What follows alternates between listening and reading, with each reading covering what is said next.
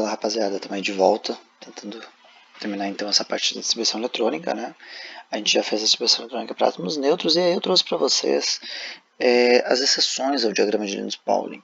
Na realidade eu trouxe duas das exceções, a gente tem outras exceções, mas para a gente no primeiro ano são interessantes o conhecimento, ou sabermos que nós temos dois elementos que não vão seguir a regra. Então nós teríamos aí que cuidar com o cromo, o elemento atômico 24, que se eu seguir a distribuição eletrônica pelo diagrama de Linus-Pauling, ele vai ter essa determinação, esse 4s2 aqui, ó, 3d4.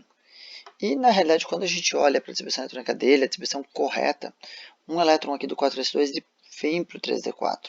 Então na realidade a gente vai ter um 4s1, 3d5. Isso acontece por uma questão energética, uma questão de estabilidade. É mais estável para o átomo de cromo ser 4s1, 3d5 do que ser 4s2, 3d4. Professor, eu preciso saber a diferença de energia. Nada disso, gente. O que você precisa é simplesmente reconhecer que no caso do cromo vai acabar em S1 e D5. Lembra que de 4 ele não vai ficar aí, tá? Então vai virar S2, perdão, de S2 vai virar S1 e 3D5. Por outro lado, o cobre ele vai ter a mesma ideia, só que agora com o D9. Então, quando eu faço a distribuição eletrônica do cobre, o cobre vai ter 29 elétrons distribuídos, e esses dois aqui do 4s vão fazer a mesma ideia. Um deles vai vir para o 3D, fazendo com que o cobre fique, na realidade, com uma configuração 4s1, 3d10. Mesma justificativa. 4s2, 3d9, os orbitais se sobrepõem e deixam o átomo menos estável. Então a gente pode inverter isso daí e deixar ele um pouco mais estável. Vale lembrar que, além desses elementos, tá, a prata e o ouro também têm esse comportamento. Mas a gente acaba usando realmente, tá, somente os casos aí importantes do cobre e do cromo. Então, fica ligado, presta atenção, isso aí tá para vocês lá num box bem bacana na página 133, tá? Recomendo a leitura. E a gente pega então essas duas exceções, cromo e cobre. Lembra que se acabar em D4 ou D9, você vira S1, D5 ou S1, D10. Seguindo aí, a gente pode também pensar na distribuição eletrônica para uma família que você sabe que ela é estável, que são os gases nobres. E eu coloquei eles aqui, ó, o hélio, o neônio, o argônio, o criptônio, o xenônio, o radônio. E a minha ideia agora é que vocês façam a distribuição eletrônica para esses gases nobres. Então a mesma ideia do outro vídeo.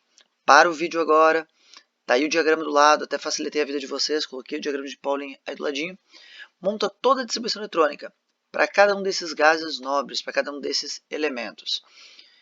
Vou te dar uns 5 segundos para poder pausar o vídeo e a gente já volta.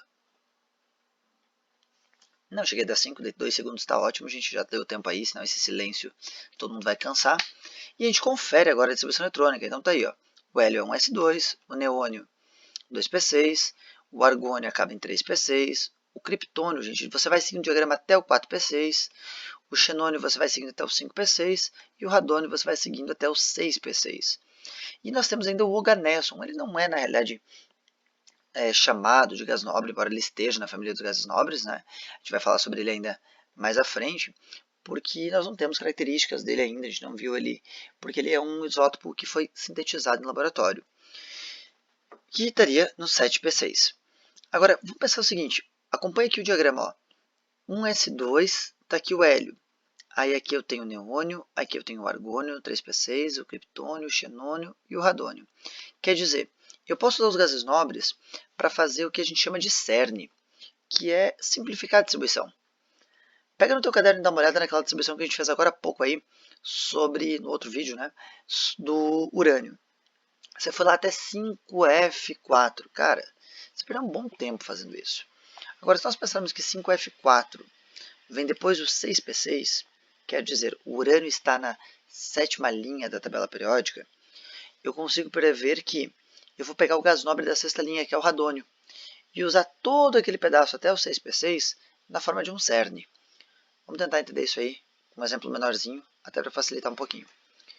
Tá? Então, aí é o destaque dos P, né, que a gente falou agora.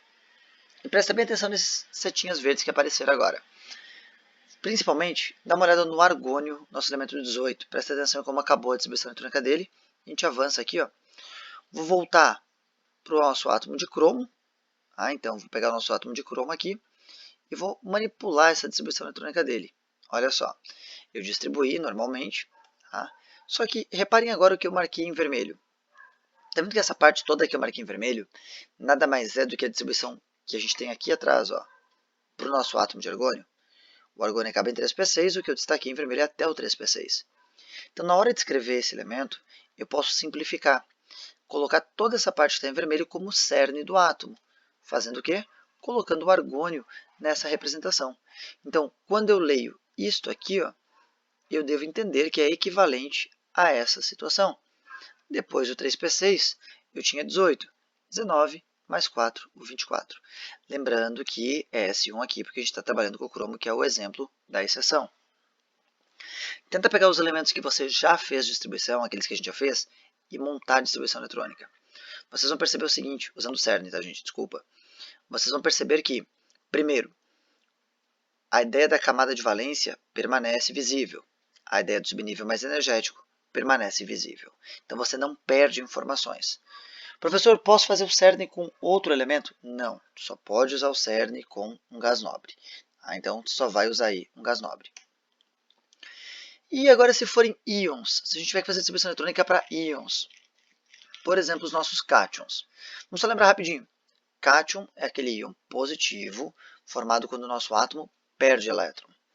E vamos pensar do ponto de vista lógico. Se eu vou perder elétron, de onde que é mais fácil que esse elétron saia? Da primeira camada, que está bem perto do núcleo, que atrai fortemente ele, ou da camada mais distante do núcleo, chamada camada de valência. Bom, galera, pensa em dois ímãs para comparar isso daí, e você vai chegar à conclusão, né, que é mais fácil tirar o elétron da camada de valência. Então, vamos dar uma olhada aqui. Eu quero fazer a distribuição do cátion ferro 2+.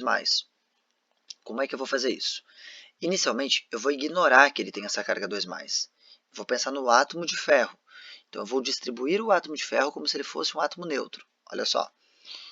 1s2, 2s2, 2p6, 3s2, 3p6, 4s2, 3d6. Montei o átomo de ferro. Agora eu preciso tirar 2 elétrons. Lembra que essa notação aqui representa que ele perdeu 2 elétrons. Perdendo esses 2 elétrons, qual que é a minha camada de valência?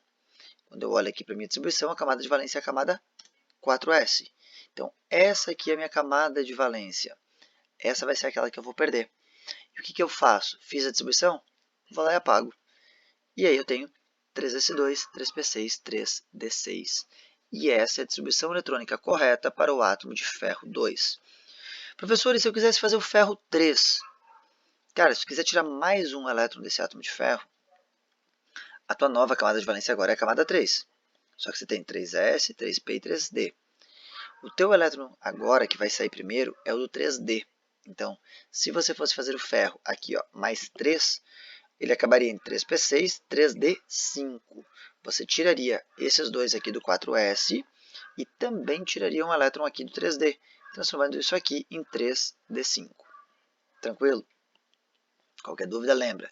Manda perguntinha lá no fórum, eu criei o tópico para vocês, a gente vai interagindo por lá.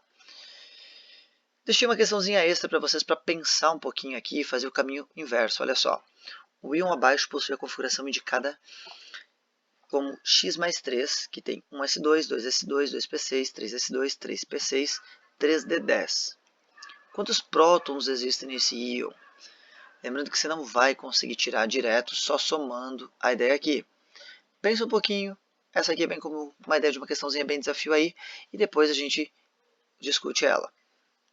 Para um vídeo, resolve ela, mesma ideia. Para, resolve, depois a gente discute. Essa aqui eu vou postar para vocês a resolução, mas agora eu mostro o gabarito. A gente tem aí 31 elétrons, tá? Depois eu explico para vocês, boto lá para vocês a resolução do porquê destes 31 elétrons. Eu quero realmente que vocês tentem resolver. Além dos cátions, vamos lembrar que a gente tem os ânions. Então, como é que eu faço a distribuição eletrônica para um ânion? Cara, aqui é bem mais simples. Se para fazer do cátion vocês fizeram distribuição de átomo neutro e depois ficaram tirando a camada de valência, para o ânion você simplesmente vai olhar o seguinte. O meu átomo de enxofre ele tem 16 elétrons, só que eu quero fazer o íon sulfeto, que é o enxofre 2-. Então ele ganhou 2 elétrons. Eu só vou pensar o seguinte, 16 mais 2 igual a 18 elétrons. Eu vou somar os elétrons que ele ganhou e vou fazer a distribuição. Então, distribuindo os 18 elétrons, lembra que vai dar exatamente igual deu lá atrás para o nosso átomo de argônio, acabando em 3p6. Tá, então, a gente já percebeu agora que podemos ter um íon e um átomo neutro que tem a mesma distribuição eletrônica. Isso acontecia no que nós vimos no capítulo anterior, lá chamado de semelhanças atômicas, são os casos dos nossos isoeletrônicos. Galera, faz com calma de novo, revisa, revê o vídeo aí. Coloquei aqui para vocês, olha só, mais umas questõezinhas, tá? O sódio mais 1, o alumínio mais 3, o BR, o bromo é menos 1 aqui, ó, é BR menos. O ferro 2 e o ferro 3, o 2 a gente já fez, o 3 eu te expliquei agora há pouco aí no slide. Tenta fazer isso aqui, disponibilizo para vocês também depois aí nosso gabarito. E falando em disponibilizo o gabarito, agora chegou a hora de dar uma tarefa para vocês. Então, tá aí, ó. Tá? A gente vai ter uma tarefinha para resolver até o dia 25, que seria a nossa lista de exercícios que está lá postada no Estudos. São 10 questões relacionadas à distribuição eletrônica. Eu coloquei a lista com o nome Semana 01, 18 a 20 de março, distribuição eletrônica. Mas para a gente se organizar, então, eu sempre vou manter o número da semana aqui, ó. Conforme está no Moodle, eu vou usar o nome lá da lista que tiver no Estudos para vocês. Para ficar mais fácil para vocês se localizarem, até porque vocês vão ter uma grande demanda de exercício. Porém, tá, ela pode ser feita até o dia 25/3. Lembra que ela vai ser usada para validar a tua presença. Então, por favor, não perca o prazo. Dia 25, 11h59 da noite, vai fechar a lista, não tem mais o que fazer. Gente, grande abraço, até a próxima.